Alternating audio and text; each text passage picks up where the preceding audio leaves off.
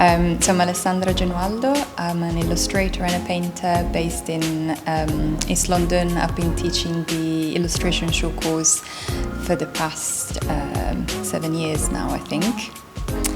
So we do an overview of lots of different types of illustration, including editorial, so book and magazines, zine making, exploring lots of different materials and technique like gouache, ink painting, collage, color pencil, monoprinting.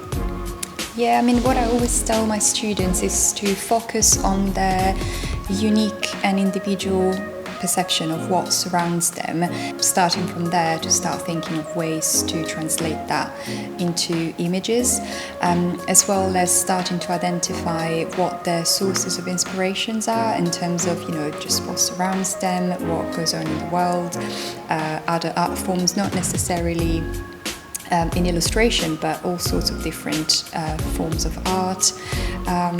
And so, to take inspiration from that, but also focus very much on what is that they find interesting and what best represents them and what they want to communicate with their audience.